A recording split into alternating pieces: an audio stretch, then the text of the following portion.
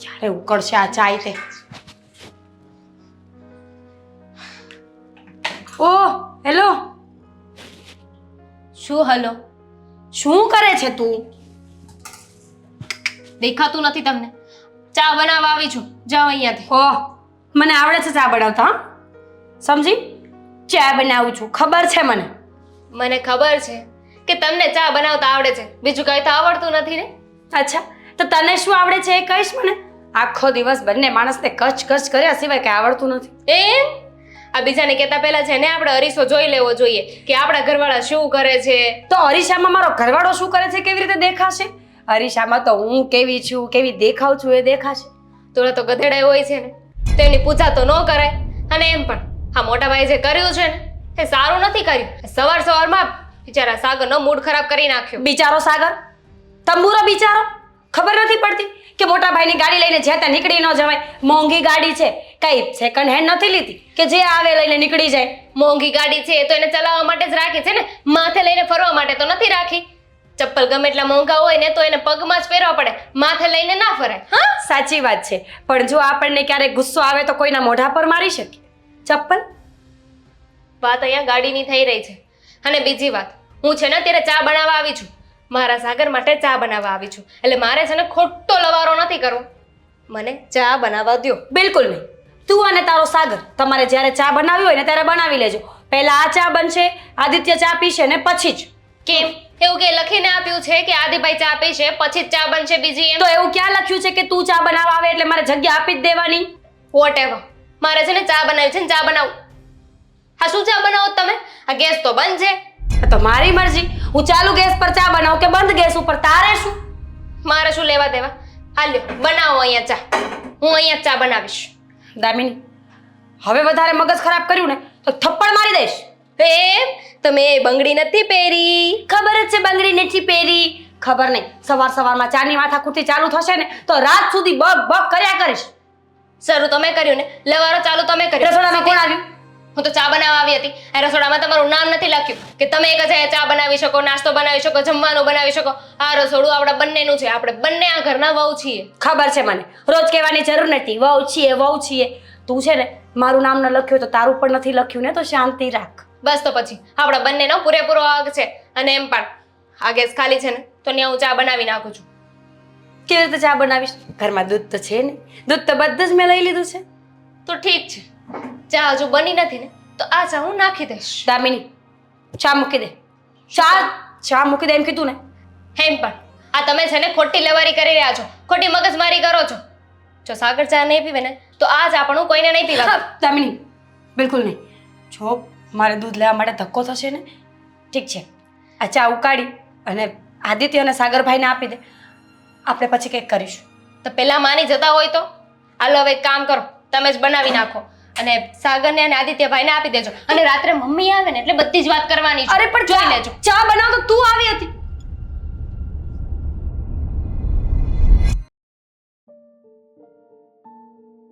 દામિની, પાણી લાવજે. બેસો. હા, થાકી ગયા છો નહીં? હા બેટા. દામિની, પાણી લાવતો. તું નો આવ્યો હોત ને તોય સારું હતું, હું આવી જાત એકલી. શું વાત કરો છો મમ્મી? આવવું તો પડે ને, આમ એકલા છે ના આવાય. આ તો કોઈ કામમાં હોય અને ના આવી શકીએ તો 2 નંબરની વાત છે. પણ હું ફ્રી હતો ને, આજે મારે ઓફિસે જવામાં વાર છે તો મેં કીધું કે તમને લઈ આવું. એમાં શું ફેર પડવાનો છે? પાણી. હા, દામિની ક્યાં છે? મીરા ભાભી, તમે હોય સામા તો તમે પાણી લઈને આવો. આ કોઈ તો છે ઘરમાં, હોય તો આવો ને સામા. બેટા સાગર, બેસો હવે, એક કોઈ નહીં આવે. કામઠા બહુ છે ને આ લોકો બધા. પણ શાંતિ હું રાખ. લઈ આવું છું. છોકરો પણ કેટલો ગુસ્સો કરે છે, આવું કરાય? હા, લ્યો મમ્મી પાણી. બેટા નો લાવ્યો હોત તો હાલત. શું મમ્મી નો લાવે?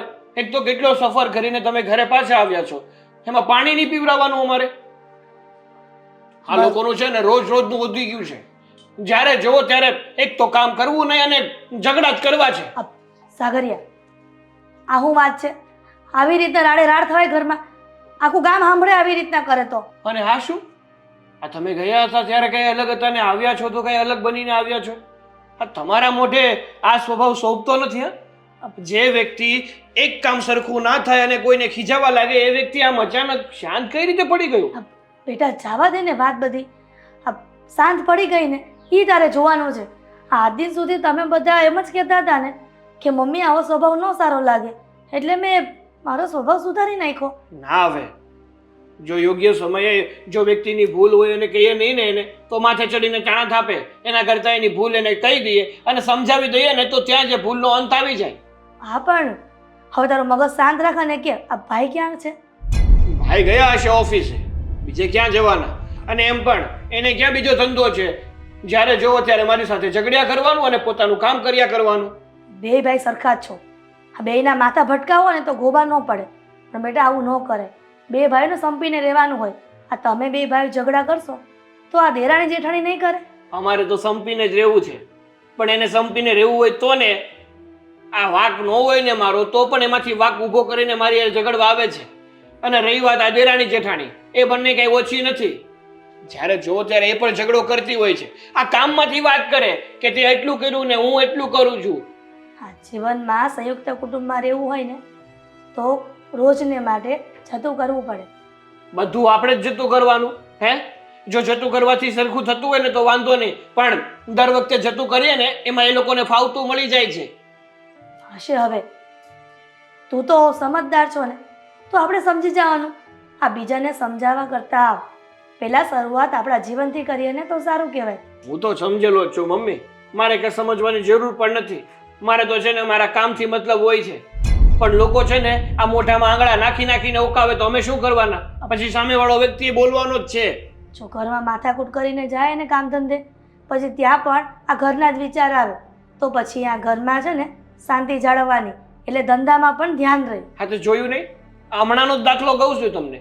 આ ક્યારુંનો પાણી પ્રેમથી મંગાવતો હતો કે દામિની મમ્મી આવ્યા છે પાણી લાવતો, દામિની મમ્મી આવ્યા છે પાણી લાવતો. એ કે આવ્યા? ન તો દામિની આવી ન તો ભાભી આવ્યા. કોઈ આવ્યું? મારે જ લેવા જવું પડ્યું ને પાણી. બેટા પણ મીરા અને દામિનીઓ બંને કંઈક કામમાં હશે. એવા તો કેવા કામમાં વ્યસ્ત હોય કે ઘરમાં કોઈ વ્યક્તિ આવે અને 2 મિનિટ એની પાસે બેસી ના શકાય, એની દેખરેખ ના કરી શકાય. તમે લોકો પુરુષ છો ને એટલે ખબર ન પડે. આ સ્ત્રી હોય ને એને ખબર હોય કે ઘરના કેટલાય કામ હોય ને કોઈક વાર તો ધ્યાન ન હોય ને તો સંભળાય પણ નહીં કોઈ વાત. બધા નાટકો છે મમ્મી. બાકી જે કામ જેને શોભતું હોય ને એને જ કરવું જોઈએ. હશે દીકરા. હવે મારી વાત સાંભળ. તું ક્યારે તારા ધંધે જવાનો છે? બસ હમણાં થોડી વારમાં નીકળું જ છું. અને સાંભળ, આ સામેના વ્યક્તિ સાથે વ્યવસ્થિત વાત કરજે. આ રીતના ગુસ્સેથી વાત કરીશ ને તો આપણો બિઝનેસ પણ પડી ભાંગશે. હા મમ્મી, હવે તમે ચિંતા ના કરો, હું સંભાળી લઈશ બધું. અને આમ પણ અત્યાર સુધી હું જ સંભાળતો આવ્યો છું બધું. તો સંભાળવું તો પડે ને. એ તમારા કામ ધંધા તમે ન સંભાળો તો કોણ સંભાળે? હું ક્યાં ના પાડું છું મમ્મી. પૂરી નિષ્ઠાથી અને પૂરી લગનથી મારું કામ કરું છું. એક દિવસ પણ રજા નથી રાખતો. કોઈ વાર બહાર ગામથી આવ્યો હોય ને તો બપોરે જતો રહું છું કામ ધંધે. એ તો આપણી મહેનત કહેવાય.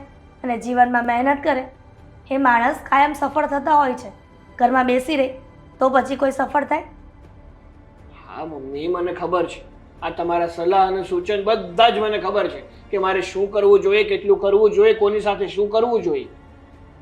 સારું બેટા, હવે તને સલાહ નહીં આપું. તને એવું લાગે છે ને કે મમ્મી મને સલાહ સૂચન આપે છે તો તારા મનમાં આવે ને એમ કરજે બસ. અરે ના મમ્મી, એવું ક્યાં હું કહું છું. જ્યારે પણ તમે મને કંઈ વાત કીધી હોય કે તમે મને કંઈક કરવાનો સુઝાવ આપ્યો હોય, એ ના કર્યો હોય તો મને કહો. એ વાત પણ સાચી છે. હા, જ્યારે પણ તમને બંને ભાઈને કાંઈ પણ સલાહ આપી હોય તો પણ તમે શિરોમાન્ય રાખો છો, તો પછી હું નસીબદાર છું કે મારા દીકરા અને મારી બેય વહુ આ મેં કીધું છે ને એવું જ કર્યું છે. સારું, હવે મારે જવું છે ઓફિસ. મારે થાય છે લેટ. બસ સારું બેટા, સાચવીને જજે. હા, જય શ્રી કૃષ્ણ. જય શ્રી કૃષ્ણ.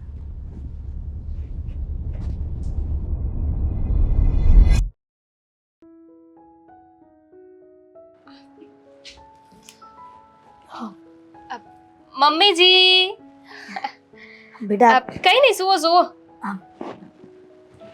તું હા, ક્યાંય બહાર ગઈ હતી? હા તમારા માટે ફ્રૂટ લેવા ગઈ હતી પણ ફ્રૂટ તો કાંઈ મળ્યું નહીં. પછી છેલ્લે 2 કેળા મળ્યા ને તો 2 કેળા લઈને આવી. આ લ્યો ખાજો. કાંઈ વાંધો નહીં, પણ બેટા આવી ખોટી તસ્દી ન લેવાય. હવે સાસુ તો બીમાર પડ્યા કરે એનો મતલબ એવો તો નથી ને કે બહુ હેરાન થાય. આહ, મમ્મી કેવી વાત કરો છો તમે? હવે તમે બીમાર હોય કે તમને કાંઈ થાય તો અમારે તો તમારી સેવા કરવી જોઈએ કે નહીં? પણ હાવ બધાય થોડી સમજે. સાચી વાત છે. હા, 2 વહુ અને 2 દીકરાઓ એની માનું કેટલું ધ્યાન રાખે છે. બેમ છે તમારો. એટલે મમ્મી સાચું કહું ને તો અત્યારે છે ને હું ભાભીની કમ્પ્લેન કરવા આવી છું અને સાથે સાથે મોટા ભાઈની પણ. શું કર્યું? જોવો ને સાગરને છે ને સવારમાં મંદિરે જવું હતું તો બિચારા એમની ગાડી બંધ હતી ને એટલે મોટા ભાઈની ગાડી લઈને ગયા તો મોટા ભાઈ તો એમની ઉપર વરસી પડ્યા. એટલા ગુસ્સે થયા, ન બોલવાનું બોલી ગયા અને પછી સાગર આવીને મારા પર ગુસ્સે થયા. પછી હું એમના માટે ચા બનાવવા ગઈ ને તો ભાભી તો ન જાણે કેવું કેવું બોલતા હતા મને. આ મોટા ભાઈ અને ભાભી બંનેનો મગજ છે ને સેમ થઈ ગયો છે, જ્યારે જો ત્યારે ઉતારી પાડે. હા, સાગરનો મગજ પણ એવો જ થઈ ગયો છે. આ મને લઈને આવ્યો ને ત્યારે રાડે રાડ થયો હતો આ પાણીના ગ્લાસ માટે. ગુસ્સે તો થાય જ ને. હવે તમે જ વિચાર કરો ને, હવે નાની એવી વાતમાં જો માણસ એટલો મોટો ઇશ્યુ કરી શકે તો ગુસ્સો તો આવે કે નહીં બધાયને? ગુસ્સો તો બધા જીવને આવે પણ ગુસ્સાને શાંત પાડવો એ આપણા પર હોય છે. હમ બેટા દામિની, આ જીવનમાં ગુસ્સો પણ સારો નહીં. ખબર છે તને? આ ગુસ્સો કરીએ ને એ માણસનું મગજ એમનેમ કામ કરતું બંધ થઈ જાય. આવ. શું થયું? આ કઈ તકલીફ પડી? ના ના, એટલે હું જોતી હતી કે હું સપનું તો નથી જોતી ને. તમે એવું બોલી રહ્યા છો? તમે કે ગુસ્સો ના કરવો જોઈએ, માણસે શાંત રહેવું જોઈએ. કેમ? કોઈ માણસ સુધરી ન શકે? કોઈના જીવનમાં સુધારો ન આવે તો અચાનક આવી ગયો. અને એમ પણ આ જાતિ જિંદગીએ આ ક્યારે ભગવાન એની પાસે બોલાવી લે એનું કાંઈ નક્કી નથી. એટલે આ સ્વભાવ સુધારવો એ સારી વાત છે. શું બોલો છો આ તમે? કંઈ સમજાતું નથી મને. અને અચાનક આ તમારા સ્વભાવને શું થઈ ગયું છે? આ એટલી ગમતી વાત હોય ને કીડી જેટલી તો પણ કેટલો મોટો હોબાળો કરો છો તમે, કેટલું બોલો છો. અને આજે કંઈ બોલતા જ નથી તમે. જોયું? સાગર પણ આવું જ કહેતો હતો કે મમ્મી તમારા સ્વભાવમાં સુધારો આવી ગયો છે પણ માણસને અમુક સમય એના જીવનમાં પરિવર્તન લાવવું જોઈએ તો મેં લાવી દીધું. એમાં કંઈ ખોટું કર્યું? પણ તમે શાંત થઈ જશો તો આ ઘરમાં જે હોળી પ્રગટી છે એને કોણ ઠારશે? હું જ. કેમ કે બેટા તું નાની છો, મીરા બહુ મોટા છે તો પછી એક મોટી બેન તરીકે જે પણ કાંઈ કહે એ સાંભળી લેવાનું હોય. સાચું કહેતા હોય તો સાંભળવામાં ક્યાં ના છે મમ્મી, પણ આ પોતાની દાદાગીરી આપતા હોય ને ત્યાં વાંધો છે. હવે મોટા છે તો શું થઈ ગયું? પોતાની મનમાની કરવાની. આ વાત તો ખોટી ને. તમે જ કહ્યું હતું ને કે જ્યાં અન્યાય થતો હોય ત્યાં બોલવાનું. અને કોઈક વાર એવું પણ બને કે પોતાના સંબંધ સાચવવા માટે અન્યાય પણ સહન કરવો પડે છે કેમ કે ઘરમાં સાથે રહેવાનું હોય છે. હા, શું થઈ ગયું છે તમને? હા, કેવી કેવી વાતો કરો છો તમે? અરે લાગતું જ નથી કે તમે અમારા સાસુ છો. હા, એક સમય હતો ત્યારે કેટલો ગુસ્સો કરતા હતા તમે, કંઈ કહેવાતું નહોતું. હા ને અત્યારે ગમે એટલી મોટી વાત હોય તો પણ સાવ ટેક ઇટ ઇઝી. કેમ તું ખુશ ન થઈ? હા, વાત તો મીરા બહુ પણ સાંભળશે ને તો પણ ખુશ થશે. ખુશ તો થઈ પણ આમ અચાનક આ પરિવર્તનનો કોઈ કારણ તો હશે ને? કોઈ કારણ નથી પણ એટલી ખબર છે કે સમય જતાં સુધરવું પડે અને પોતાના ઘરના વ્યક્તિ સાથે પ્રેમ ભાવથી અને લાગણીથી રહેવું પડે. મમ્મી, આ વાત તમે બહુ પહેલા સમજી ગયા હોત ને તો ઘણું સારું હોત. તો પછી સાસુ નો કહેવાય. હવે સાસુ પણ મૂકી અને એક માં બની ગઈ છું. મારી 2 દીકરીઓ અને 2 દીકરાઓ એવું માનું છું. હા, 2 બહુ નથી માનતી. મમ્મી, તમે કઈ છુપાવતા તો નથી ને? છુપાવવાનું શું હોય દીકરા? તને મારી પર ભરોસો નથી અને કોઈ પણ ઘરમાં એવો વ્યક્તિ છે કે કોઈ પણ વાત છુપાવે? આ તમે છે ને ઓલી કહેવત ખોટી પાડો છો એટલે મને ડાઉટ જઈ રહ્યો છે. આ કૂતરાની પૂંછડીને જમીનમાં દાટો ને તો વર્ષો સુધી દાટેલી હોય ને તો પણ એને બારી કાઢો ને તો વાકી તે વાકી જ હોય. પણ તમે તો તમારો સ્વભાવ સાવ સુધારી નાખ્યો એટલે મને ડાઉટ જાય છે. કાંઈ વાંધો નહીં, હવે સુધરી ગયો છે ને તમે ખુશ રહ્યો ને. બેટા જા તો થોડું ઘણું કામ બતાવું. હા, લાવો તમારા માટે છે ને ઘી કેળા કરીને લેતી આવું.